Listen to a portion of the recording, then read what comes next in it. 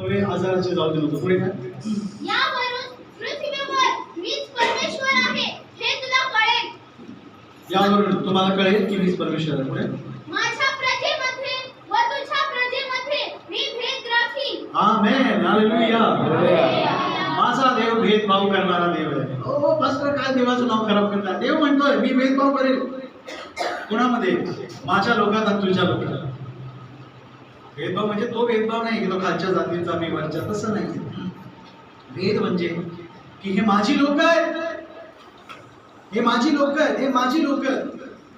मग माझ्या लोकांचं मी खास काळजी घेणार. म्हणून मी सुरुवातीला ते तुम्हाला उदाहरण करून दाखवतो. भेद झाला पाहिजे, चांगला भेद. आजारी माणसांमध्ये तुम्ही वेगळे दिसले पाहिजे. असं बोलू नका की मी गरीब आहे, देवाने माझ्यावर गरिबी पाठवली मला नम्र करायला. काही लोकांना वाटतं देव आजारी पडतो मला नम्र करायला. चुकीचं आहे. देव कशाला आजारी पडेल? देवामध्ये वाईटपणा नाहीये. उलट जेव्हा तुम्ही पैशाने आशीर्वादित होता तुम्ही दुसऱ्या गरीबाला मदत करता. बरोबर? तर मग बघा, परमेश्वर म्हणतो मी तुला वेगळं करेन. आता लास्ट ऐका, पवित्रता म्हणजे काय? तुम्हाला माहिती पवित्रता म्हणजे काय? आपण बरेच जण म्हणतो पवित्र राहा, पवित्र राहा. तुझं नाव काय म्हणा?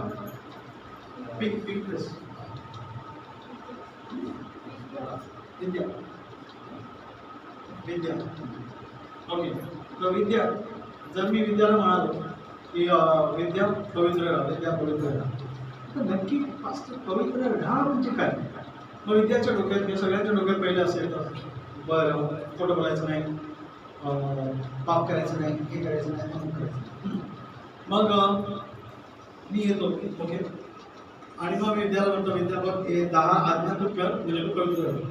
मग पास्टर म्हणतात हो पास्टर काय फक्त 10 आज्ञा पाळली की पवित्र होतात? बरं नाही नाही, माझी लेवल मोठी आहे. पास्टर म्हणतील 50 केलं पाहिजे. 50 पॉईंट पाळले विद्यानी तर विद्या पवित्र झाली. मग पास्टर नंतर मग ब्रदर आले. ओके. मग ब्रदर म्हणतील नाही नाही नाही यार काय पास्टर 50 नि कोण पवित्र होतं का? 100 पॉईंट दिले पाहिजे. 100 गोष्टी पाळा म्हणजे तुम्ही पवित्र व्हाल. नाही नाही, असं करत प्रत्येकाने आपापली पवित्रतेची लेवल सेट केली. पण माणसाला कळतच नाही की पवित्रता नक्की काय. प्रत्येक जण आपापल्या मनाने पवित्रता ठरवतो. मग काही लोकांनी माहिती स्वतःला तडजोड करायला लागले की ठीक आहे पवित्रता म्हणजे मी एक उदाहरण दिलं. काही लोक म्हणतात घरात पिक्चर बघितलं तर पाप नाही, थिएटरमध्ये पिक्चर बघितलं तर पाप. ह्याची पवित्रता ठीक आहे. आता थिएटरमध्ये नाही बघायचं, घरात बघितलं चालतं. तर मग नक्की पवित्रता काय बाबा? एवढं का मला गोंधळात पाडताय? पवित्रता काय? मी देवाच्या भाषेत तुम्हाला सांगणार, माझ्या नाही सांगणार. ओके. मी तुम्हाला 10 पॉईंट नाही देऊ शकत. ओके. कारण देव लई पवित्र आहे. देवाचे बायबलमध्ये हजारो आज्ञा आहेत. तुम्ही पाळणार आहे का 1000? काही लोक म्हणतात 10 आज्ञा पाळा. किती पाळले आपण? जेम्स म्हणतो, याकोब म्हणतात ना त्याला, जेम्स म्हणतो की जर पूर्णतः तुम्ही पाळले नाही तर तुम्ही सगळेच 10 मोडले.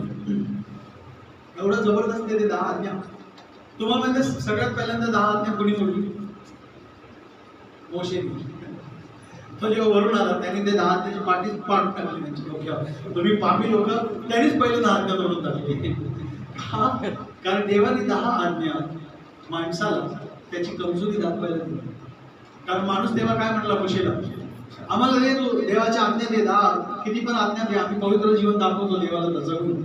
पण काय तिथं आज्ञा मिळता मिळता त्यांनी खाली पाप केला. देव काय म्हणत आहे बाळा, पवित्रतेसाठी तुला माझी गरज. मी जेव्हा येईल तेव्हा तू पवित्र जीवन. आता लास्ट ऐका, पवित्रता म्हणजे काय? हिब्रू भाषेत त्याचा अर्थ आहे सेट अपार्ट, म्हणजे वेगळा केलेला.